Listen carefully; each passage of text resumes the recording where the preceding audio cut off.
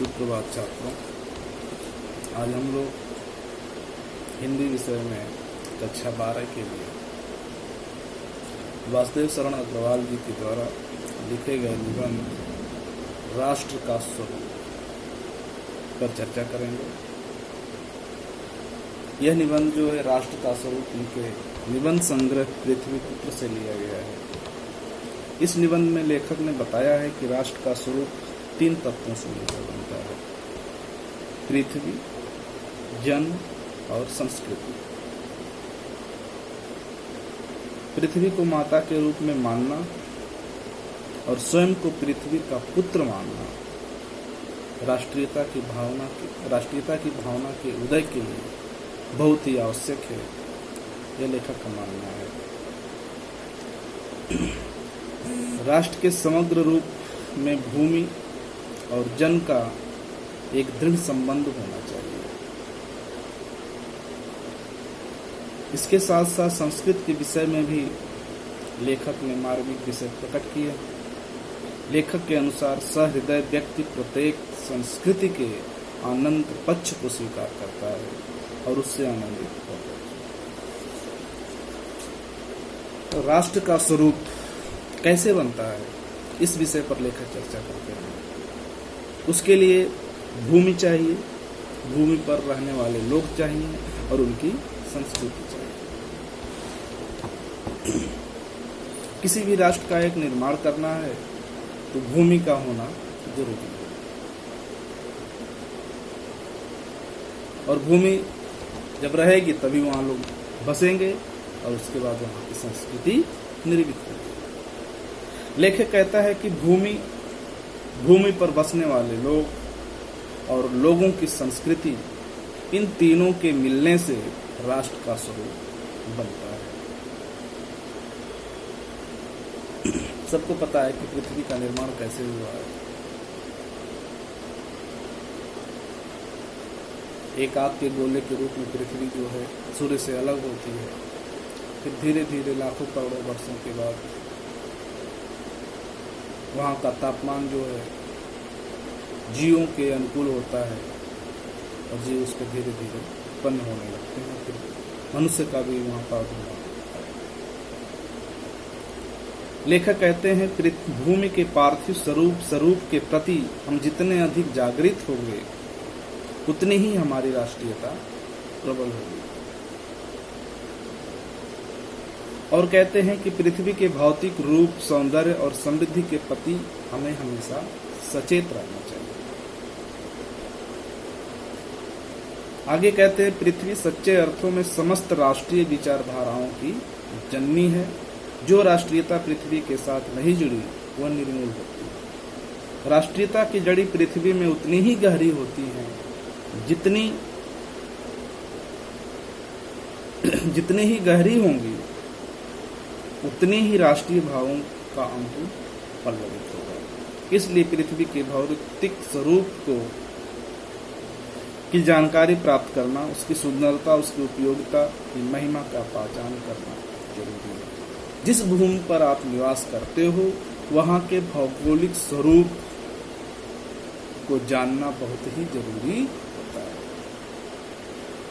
जब तक उसके भौगोलिक स्वरूप को, उसके सुंदरता को, उसके सौंदर्य को आप नहीं जानते हो, फिर आप अपने मातृभूमि को, अपने भूमि को नहीं समझ सकते हो, उसकी विशेषताओं को नहीं जान सकते हो, तब तक उससे आपका लगाव कैसे होगा? फिर राष्ट्रीयता की भावना आपके अंदर विकसित कैसे होगी? यही बातें जो है लेखक बताना चाहते हैं। धरती माता की कोख में जो अमूल्य निधियां भरी पड़ी हैं, जिनके कारण उसको हम वसुंधरा कहते हैं, उससे कौन परिचित नहीं होगा? सभी लोग परिचित होना चाहते हैं। लाखों करोड़ों वर्षों से अनेक प्रकार की धातुओं को पृथ्वी के गर्भ में पोषण मिला है। दिन रात बहने वाली नदियों ने पहाड़ों को पीस कर अगली प्रकार की मिट्टियों से पृथ्वी की देह को सजाया है। हमारे भावी आर्थिक वृद्धि के लिए इन सब की जानकारी जांच पड़ताल करनी है। पृथ्वी के भूगर्भ को भी समझना है, तभी हम अपने देश का, जो अपने राष्ट्र का विकास कर सकते हैं। पृथ्वी और आकाश के अंतराल में जो कुछ भी सामग्री भरी पड़ी है, पृथ्वी के चारों ओर फैले हुए गंभीर सागर में जो जलचर एवं रत्नों की राशियां हैं, उन सब के प्रति चेतना और स्वागत के नए भाव राष्ट्र में फैलने चाहिए। राष्ट्र के नवयुवकों के हृदय में उन सब के प्रति जिज्ञासा की नई किरणें जब तक नहीं फूटती, तब तक हम सोए हुए के समान होते हैं। इसलिए हमें अपने राष्ट्र के बारे में, अपने राष्ट्र की भूमि के बारे में संपूर्ण जानकारी रखनी चाहिए। जैसे आप भारत देश में रहते हो तो पूरब से पश्चिम, उत्तर से दक्षिण तक हिंदुस्तान की भूमि में जो भी विविधताएं हैं, सबको आपको जानना चाहिए। एक ही समय पर यहाँ पर कश्मीर में बर्फ पड़ती है तो दक्षिण भारत में पसीने पड़ते हैं। कभी एक देश में पूरा मूसलाधार बारिश होती है, दूसरा हिस्सा जो है अकाल से प्रभावित रहता है। इन सब चीजों को आपको जानना चाहिए। आगे लेखक कहता है, विज्ञान और उद्यम दोनों को मिलाकर राष्ट्र के भौतिक स्वरूप का नया ठाट खड़ा करना है। यह कार्य प्रसन्नता, उत्साह और अथक परिश्रम के द्वारा नित्य आगे बढ़कर होना चाहिए। कहता है कि हमारा ध्येय हो कि राष्ट्र में जितने भी हाथ हैं, उनमें से कोई भी इस कार्य में भाग लिए बिना न रहे, तभी मातृभूमि की पुष्कल समृद्धि और समग्र रूप मंडन को प्राप्त किया जा सकता है। अर्थात राष्ट्र में निवास करने वाले सभी जनों को, सभी लोगों को जो है इसके विकास में हाथ बढ़ाना चाहिए। अब दूसरा विषय है भूमि पर निवास करने वाले लोग। भूमि पर निवास करने वाले मनुष्य राष्ट्र का दूसरा अंग माना गया है। पृथ्वी और मनुष्य न हो तो राष्ट्र की कल्पना असंभव होती है। पृथ्वी और जन दोनों के सम्मिलन से ही राष्ट्र का स्वरूप संपादित होता है। जन के कारण ही पृथ्वी मातृभूमि को संज्ञा को प्राप्त करती है। अब जब तक उस पर लोग बसने वाले लोग नहीं होंगे तो किसकी मातृभूमि? जन के हृदय में इस सूत्र का अनुभव ही पृथ्वी हमारी माता है और हम उसके पुत्र हैं। जन के हृदय में इस सूत्र का अनुभव ही राष्ट्रीयता की कुंजी है। इसी भावना से राष्ट्र निर्माण के अंकुर स्फुटित होते हैं, उत्पन्न होते हैं। जब यह भाव सशक्त रूप में जाग जाता है, तब राष्ट्र निर्माण के स्वर वायुमंडल में भरने लगते हैं। इस भाव के द्वारा ही मनुष्य पृथ्वी के साथ अपने सच्चे संबंध को स्थापित कर लेता है, प्राप्त कर लेता है। जहाँ यह भाव नहीं है, वहाँ जन और भूमि का संबंध अचेतन और जड़ बना रहता है। जिस समय भी मनुष्य जन का हृदय भूमि के साथ माता और पुत्र के संबंध को पहचान लेता है, उसी क्षण आनंद और श्रद्धा से भरा हुआ उसका प्रणाम भाव प्रकट हो जाता है। अपने मातृभूमि के लिए प्रणाम भाव प्रकट हो जाता है। यही प्रणाम भाव ही भूमि और जन का दृढ़ संबंध होता है, दृढ़ बंधन है। इसी दृढ़ भित्ति पर राष्ट्र का भवन तैयार किया जाता है। इसी दृढ़ चट्टान पर राष्ट्र का चिर जीवन आश्रित रहता है। इसी मर्यादा को मानकर राष्ट्र के प्रति मनुष्यों के कर्तव्य और अधिकारों का उदय होता है। जो जन पृथ्वी के साथ माता और पुत्र के संबंध को स्वीकार करता है, उसे ही पृथ्वी के वरदानों में भाग पाने का अधिकार होता है। माता के प्रति अनुराग और सेवा भाव पुत्र का स्वाभाविक कर्तव्य होता है। अगर स्वार्थ के लिए पुत्र का माता के प्रति प्रेम पुत्र के अधपतन को सूचित करता है, अगर स्वार्थ के लिए अगर प्रेम है तो वह पुत्र के अधपतन को सूचित करता है। आगे कहते हैं, माता अपने सब पुत्रों को समान रूप से चाहती है। इसी प्रकार पृथ्वी पर बरसने वाला जन बराबर होता है, उसमें ऊंच नीच का भाव नहीं होता है। जो मातृभूमि के उदय के समय से ही जुड़ा हुआ है, वह समान अधिकार का भागी है। पृथ्वी पर निवास करने वाले जनों का विस्तार अनंत है। नगर, जनपद, पूर्व और गांव, जंगल, पर्वत नाना प्रकार के जनों से भरे हुए हैं। ये जन अनेक प्रकार की भाषाएं बोलने वाले, अनेक धर्मों को मानने वाले लोग हैं। फिर भी ये मातृभूमि के पुत्र हैं और इस कारण उसका सौहार्द भाव अखंड है। सभ्यता और रहन सहन की दृष्टि से जन एक दूसरे से आगे पीछे हो सकते हैं, किंतु इस कारण मातृभूमि के साथ उनका जो संबंध है उसमें कोई भेदभाव उत्पन्न नहीं होता। पृथ्वी के इस विशाल प्रांगण में सब जातियों के लिए समान क्षेत्र है। समन्वय के मार्ग पर भरपूर प्रगति और उन्नति करने वाला, सबको एक जैसा ही अधिकार मिला हुआ है। किसी जन को छोड़कर राष्ट्र आगे नहीं बढ़ सकता। अतएव राष्ट्र के प्रत्येक अंग की सुध हमें लेनी चाहिए। राष्ट्र के शरीर के एक भाग में यदि अंधकार और निर्बलता का निवास है तो समग्र राष्ट्र का स्वाद उतने अंश में असमर्थ होगा। इस प्रकार समग्र राष्ट्र को जागरण और प्रगति की एक जैसी उदार भावना से संचालित होना चाहिए। लेकिन आज के वर्तमान समय में जब से पूंजीवादी व्यवस्था स्थापित हुई है उसमें शोषक और शोषित वर्ग के बीच की खाई बढ़ती जा रही है। एक हिस्से को प्रकाश मिलता है, एक हिस्से को अंधकार मिलता है और प्रकाशित हिस्सा का प्रतिशत काफी कम है। पृथ्वी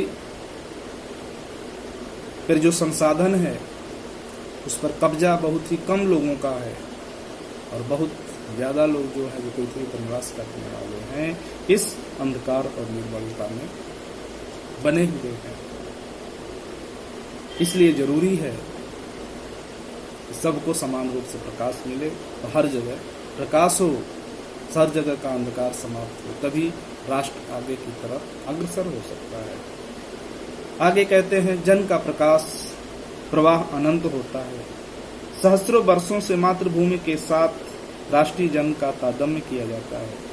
जब तक सूर्य की रश्मियां, सूर्य की किरणें प्रतिदिन भुवन को अमृत भर देती हैं, तब तक राष्ट्रीय जन का जीवन भी।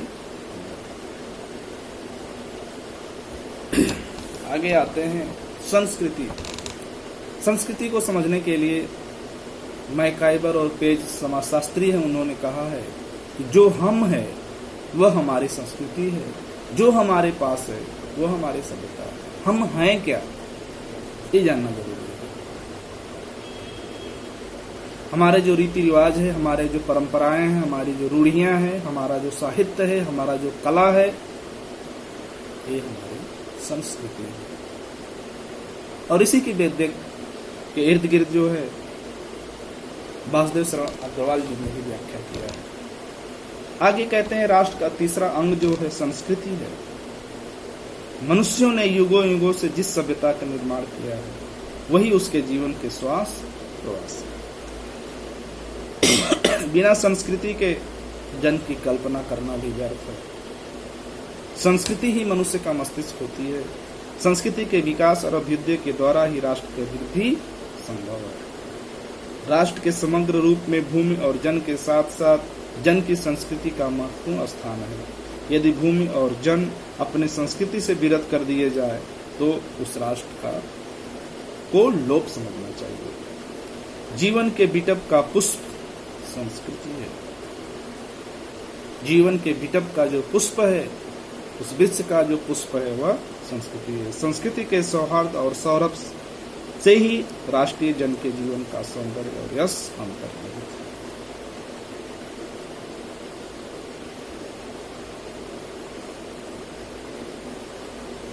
आगे कहते हैं जंगल में जिस प्रकार अनेक लता, वृक्ष और वनस्पति अपने अदम्य भाव से उठते हुए पारस्परिक सम्मिलन से अविरोधी स्थिति प्राप्त करते हैं, उसी प्रकार राष्ट्रीय जन अपने संस्कृतियों के द्वारा एक दूसरे के साथ मिलकर राष्ट्र में।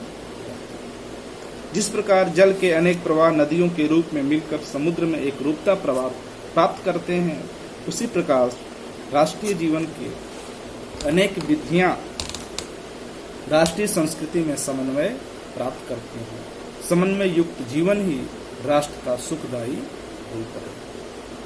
साहित्य, कला, नृत्य, गीत, आमोद प्रमोद, अनेक रूपों में राष्ट्रीय जन अपने अपने मानसिक भावों को प्रकट करते हैं। आत्मा का जो विश्वव्यापी आनंद भाव हो वह इन विविध रूपों को साकार होता है। यदि बाह्य रूप की दृष्टि से संस्कृत की ये बाहरी लक्षण अनेक दिखाई पड़ते हैं, किंतु आंतरिक आनंद की दृष्टि से उनमें एक सूत्रता होती है। जो विविध व्यक्ति सहृदय है वह प्रत्येक संस्कृति के आनंद पक्ष को स्वीकार करता है और उससे आनंदित होता है। इस प्रकार की उदार भावना ही विविध जनों के से बने हुए राष्ट्र के लिए स्वास्थ्यकर होती है। हमारे हिंदुस्तान के बारे में कहा भी जाता है कि यह विविधता में एकता का देश है।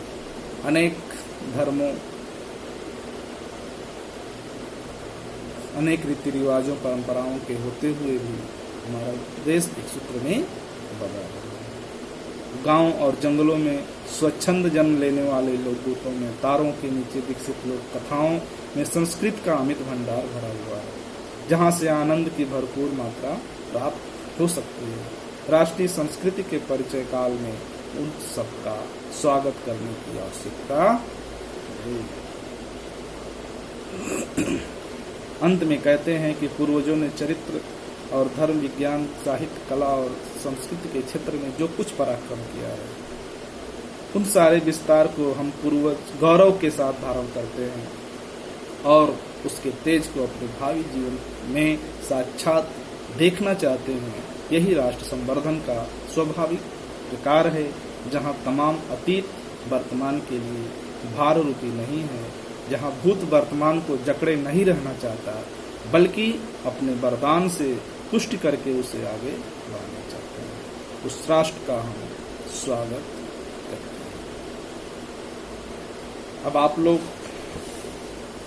जहाँ भी परेशानी होगी समझने में इन तीनों चीजों को, भूमि, जन और संस्कृति, आप फोन से भी हमसे संपर्क कर सकते हो।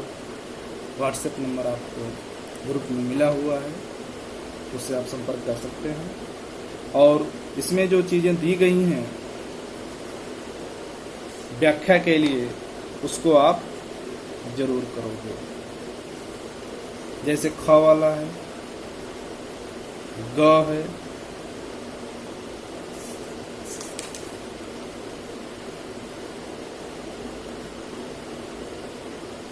छ है, ज है,